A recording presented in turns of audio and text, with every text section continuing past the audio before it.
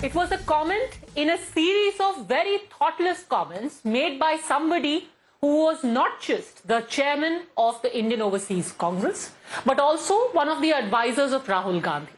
What Sam Pitroda said about Indians from various parts of the country looking very different cost him his seat as at the head of the Overseas Congress. But why did this comment strike such a nerve? Joining us today on India Upfront, we have Sai Deepak, lawyer and author.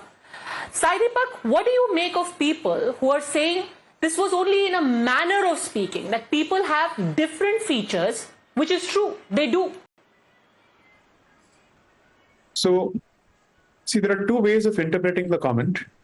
One is to say that different people from different parts of the country have different features, and therefore there is some diversity in our physiognomical features, our culture, and still we have one country. But it's one thing to perhaps reinforce certain racist stereotypes or ethnic stereotypes. And I certainly don't have a problem as someone who comes from the South if I'm compared with Africans. And on that, I completely agree with Mr. Annamalai's take on the point. Because I don't see that as a matter of insult or whatever it is.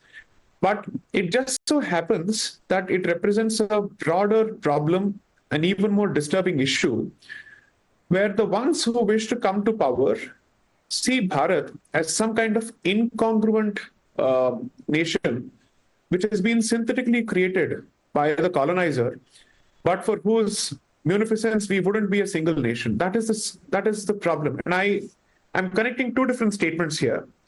One is Mr. Cherian's interview, and the second is Mr. Pitroda's statement, both of them put together. The problem is then you assume that but for a nation state, or let's say a government wielding some kind of stick, Bharatiyas among themselves are incapable of acting and living together as a country. That challenges the very notion that we are a civilization state, that we have always been one civilizationally, and that we may have exist as political units in different forms, as separate political units. But civilizationally, we have been one. Has been the central message that I would have expected both political parties to be on the same page on. It's surprising that as part of this election, some deep-seated differences on the basics, on the fundamentals of who we are as a society and as a country have come to fore, which is what is even more problematic. See, at the end of the day, I'm perfectly comfortable accepting the outcome of a democratic election, one way or the other. That's something that for people to decide as to who they want in power. But at what cost, at what price will this policy be followed, where one of the mainstream parties, which is vying for power at the center, believes in culturally balkanizing the country in order to secure power? And its leading voices, both on the intellectual front and on the public front, make the very same statement but in two different forms. That is what is seriously problematic, according to me. Do you see this also as part of a pattern? We, of course, have fault lines along lines of religion, which have been exacerbated politically. Then comes the caste census, and now this comment. Do you see there any linkages in this? 100% I do, because it seems to me as if the opposition is resorting to dangerous, deadly scorched earth policy, whose implications and consequences are bound to go beyond 2024. I don't think this game is being played purely for the sake of succeeding at elections in 2024. I see this as laying the foundation for following a potentially balkanizing strategy as far as Bharat is concerned, well beyond 2024. And these are the foundations which are being laid for 2029 and thereafter. So I am of the clear view that an anti-Bharat clique or cabal has chosen to occupy the policy circles and the advisory circles of those in opposition, because of which we get to hear all sorts of, let's say, separatist statements being issued in the name of a vision for Bharat. All these days, this separatist dialogue and the separatist tone and tenor was emanating from certain academic circles. For it to be mainstreamed and for it to become part of somebody's election manifesto and politicking at the time of elections is deeply troublesome. And I say this, perhaps we will see the consequences of this post the 2024 elections, regardless of who comes to power. And I would be concerned about somebody coming to power if they hold these kind of views. Interesting. So this entire tactic you're saying is to only highlight the differences that we have in society, and this is happening in consonance. Do you think that if another term of Modi government is made possible, this is going to get even sharper, this effort to try and create divides in the country or to highlight the divides in our country? So, Padmaja, so the thing is, I don't believe in being a naysayer, but my reading of the situation is this. We saw activism 1.0 being activated between 2014 and 2019, which was then escalated to another different level altogether where the streets were occupied post 2019. I suspect that if the BJP comes back to power in 2024, seriously volatile times are ahead, at least for the next 2 years until 2026. Okay? And my suspicion is, or my hunch is, that if the BJP were to come back to power, and I have no idea as to who's going to come back to power, because I think until the results are out on 4th of June, it's anybody's guess. And I'm no cephalogist. But if they do come back to power, I suspect that the opposition is going to try and drag them into a war of attrition, where Bharat's very identity, its fundamental existence will be called into question in every possible way using gender, jati, environment, and whatnot. And I'm someone who certainly believes that environment is a very important aspect that every government must pay attention to. But all sorts of labels and all sorts of social justice causes will be taken up so that the government has very little time or patience to address actual issues or geopolitical challenges. And it is going to spend the better part of its time putting out fires within the country. Okay. So even if the BJP comes back to power, I don't see happy times ahead for the next 2 years. Economically, we may do well, but our energies, our conversations, our, the bulk of our mind space will be directed at identity politics of the worst possible sort. But isn't identity politics a part and parcel from the days of Mandal Commission? And again, this government has also again and again gone out of its way to say that reservations are a reality. Even Baba Saheb Ambedkar is not going to be able to do away with them. So what is the difference then if you're talking about identity politics being made front and center by the opposition? The government also does the same. They're saying we are pro-reservation, nobody can take it away, we are going to uphold it. That's an integral part of our politics. I am not going to give any political party, any mainstream political party or even a regional political party a free pass or a clean sheet on identity politics. Everybody indulges in it. Okay? That's the reality of Indian politics. And I think that's the global reality at this point. I'm more concerned about what the end goal of the identity politics is.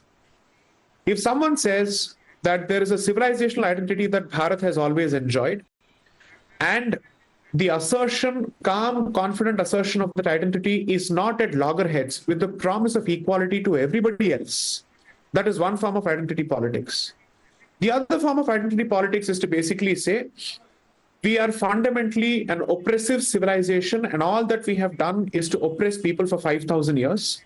In addition to the fact that we have never guaranteed free rights or equal rights of freedom to religious minorities, and therefore, this country must go down a path of cultural balkanization where the civilizational identity, namely the Hindu identity of this country, must suffer multiple attacks on its body and in the name of reservation or further entrenchment of reservation. Then I think these are two different brands of identity politics. Because you've touched upon Dr. Ambedkar's position on reservation. I say this as someone who's been an equal critique of both parties on this front. That reservations of groups which have suffered certain forms of behavior, I would say must remain in the statute book for a while. But if Dr. Ambedkar is going to be the touchstone for everything, he's also taken a position on the Islamist problem, and he's also taken a position with respect to the longevity of reservations and who all can actually claim to be the beneficiaries of the reservations. So if people want to talk about reservations, we have to ask ourselves this honest question. Do we see a point where we can actually have a calm conversation, an honest conversation, and who can be extended this particular benefit? When is the cutoff date? What about the creamy layer issue? That would be the way to go forward. But if someone says, I'm going to entrench the politics of victimhood to such an extent that every community within the Hindu fold is going to indulge in a race to the bottom, in a mad grab for reservation, I don't think that person clearly has Bharat's best interests in his heart at all. In that sense, I would seriously suspect that somebody else is holding the strings and perhaps the local actors are mere puppets. We are speaking at a time when you have a report from the Economic Advisory Council to the Prime Minister, talking about how the population of Hindus since 1950 has gone down, as opposed to the population of Muslims in our country going up. Right. How do you view this? Is this, just a sign of healthy coexistence or more? My views on this could be slightly unpalatable, so pardon me for speaking my mind on the subject. A lot of people are certainly concerned about the radical inversion of the demographic balance in border districts, both in the northeast, east, and the west. Okay, Rajasthan is seeing a heavy demographic inversion. Bihar, several districts, at least 3 districts, have seen massive demographic inversion, perhaps irreversibly so.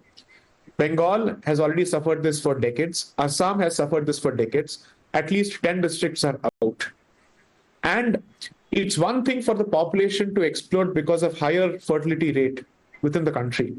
But if there is a massive influx of illegal migrants with support of internal players, whoever they may be, then I will certainly be concerned about it.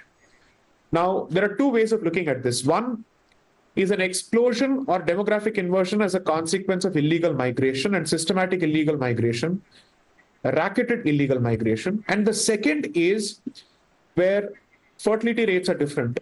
Now, unless the government has a policy on addressing population control or fertility rates in general, the second category, frankly speaking, cannot be interfered with. But the first category is the seriously problematic category. And as someone who is a concerned citizen, I am equally critical and heavily critical of the BJP for not having spoken or done enough in a systematic fashion on the front of illegal migration. We are looking at a figure of nothing less than 5 to 5.5 crores. Okay. And that population is regularly weaponized when it comes to street warfare or urban warfare.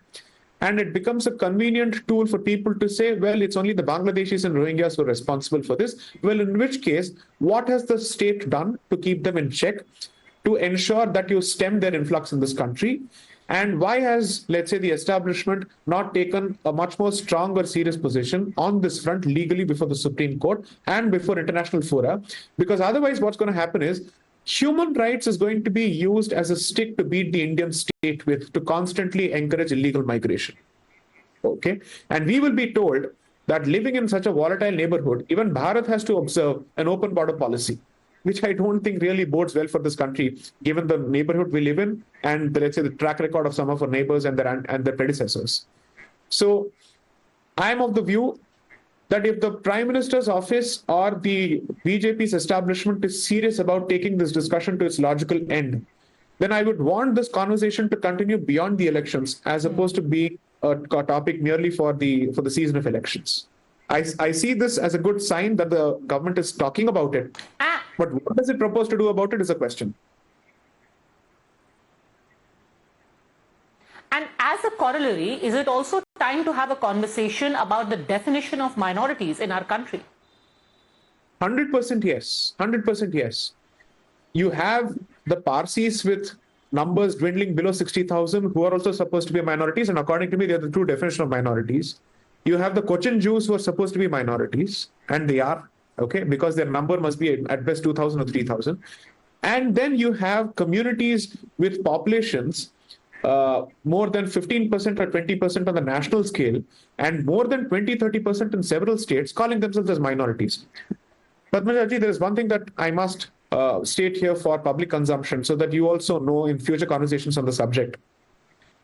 traditionally, the definition of minority has been on a state basis, not on a nationwide basis. Okay? And this is the interpretation of minorities under Supreme Court judgments as well.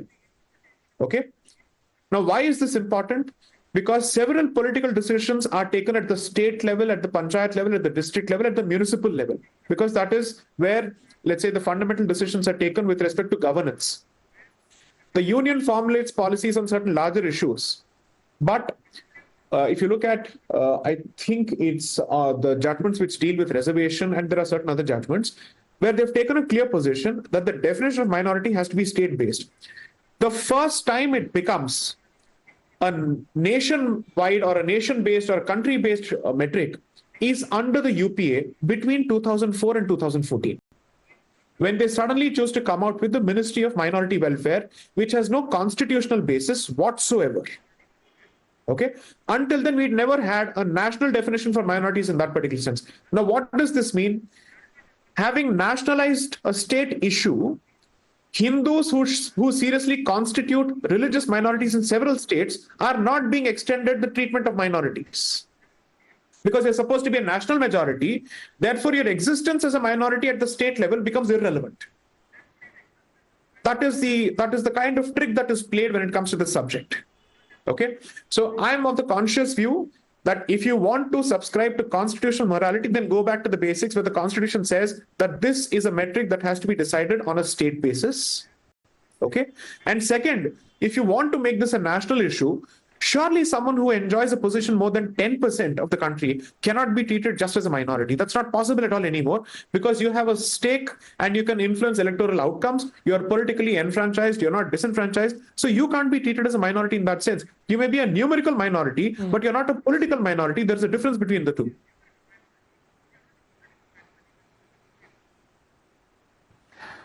Absolutely. And if this needs to be made into a real issue beyond just the election and politics, all of these talking points, all of these important points hopefully will be addressed by whichever government comes back, especially if the BJP comes back.